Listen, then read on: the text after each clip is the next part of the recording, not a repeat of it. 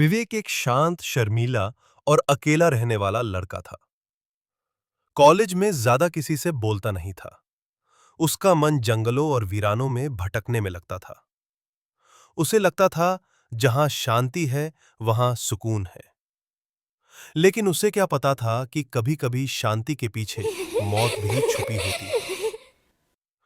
College से कुछ kilometre दूर एक पुराना घना जंगल था।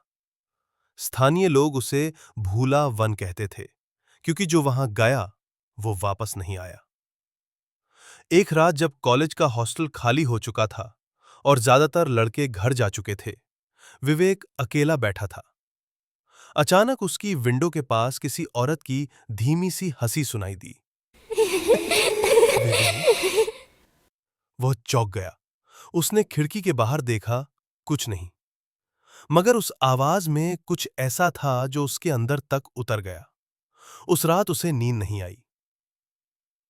अगली शाम वो कॉलेज कैंपस से निकलकर उसी जंगल की ओर चल पड़ा, जैसे कोई उसे खींच रहा हो, बुला रहा हो। जंगल में घुसते ही सब कुछ बदल गया।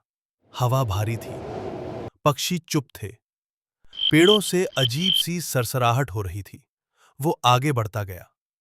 अचानक उसे एक टूटी फूटी झोपड़ी दिखी। विवेक अंदर गया। झोपड़ी में एक पुराना दर्पण था, जिसकी सतह पर धुंध थी।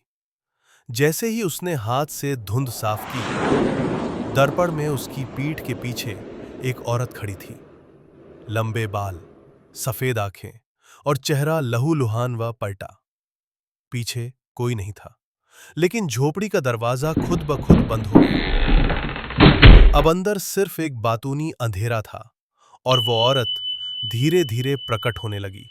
उस आत्मा ने फुसफुसाकर कहा, मैं शिला हूं। इस जंगल में मरी नहीं, जिंदा दफनाई गई थी, और अब मैं तुम्हें चाहती हूं। विवेक ने भागने की कोशिश की, लेकिन उसके पैर जड़ हो गए। शिला अब हवा में तैरती हुई उसके सामने आ गई। उसकी आंखों से खून निकल रहा था। विवेक ने कांपते हुए पास रखी एक मोमबत्ती से झोपड़ी में आग लगा दी। शिला चीखने लगी। उसकी आवाज आसमान चीर रही थी। जंगल की सारी आत्माएं जाग चुकी थी। पेड़ हिलने लगे, धरती कांपने लगी। विवेक दौड़ने लगा, मगर पीछे से कुछ ने उसकी गर्दन पकड़ ली। सुबह गांव वालों ने जंगल में धुआं उठता देखा। जब